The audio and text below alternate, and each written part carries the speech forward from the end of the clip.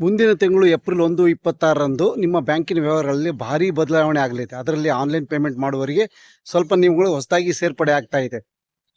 OTP ಹಾಗೂ ಬ್ಯಾಂಕ್ನಲ್ಲಿ ನಿಮ್ಮ ಅಕೌಂಟನ್ನು ಯಾವ ರೀತಿ ಸೇಫ್ ಇಡಬೇಕೆಂದು ಅದೇ ರೀತಿಯಿಂದ ಬದಲಾವಣೆ ಆಗ್ತಾ ಇದೆ.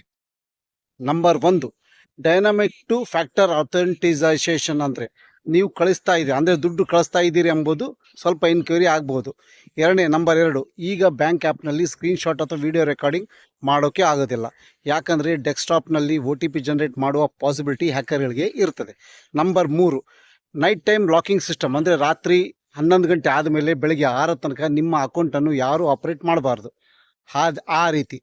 ನಂಬರ್ 4, ಹ್ಯಾಕರ್ಗಳು ನಿಮ್ಮ ಫೋನ್ನಲ್ಲಿ ಯಾವುದಾದ್ರೂ ಆ್ಯಪು ಅಥವಾ ಮಾಲ್ವೇರು ಇನ್ಸ್ಟಾಲೇಷನ್ ಮಾಡಿದರೆ ಆವಾಗ ನಿಮಗೆ ವಾರ್ನಿಂಗ್ ಮೆಸೇಜ್ಗಳು ಮೇಲಿಂದ ಮೇಲೆ ಬರುವ ಹಾಗೆ ಮಾಡಿದ್ದಾರೆ.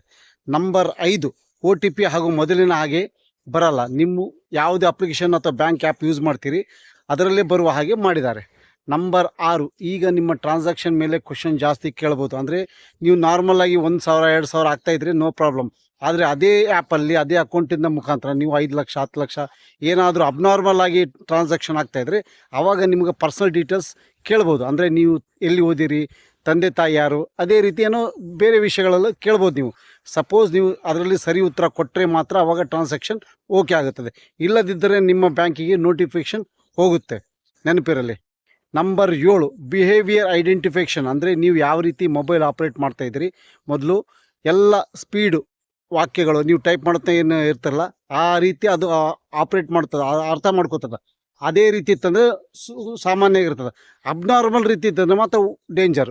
Number 8, Aadhaar biometric. ನೀವೇನಾದರೂ ದೊಡ್ಡ ಟ್ರಾನ್ಸಾಕ್ಷನ್ ಮಾಡುವರಿದ್ದರೆ ನಿಮ್ಮ ಮೊಬೈಲಿಗೆ ಆಧಾರು, ಪಾನು ಎಲ್ಲವೂ, ಅಂದರೆ ನಿಮ್ಮ ಫೇಸ್ ಸ್ಕ್ಯಾನರು ಎಲ್ಲವೂ ಕೇಳ್ತದೆ.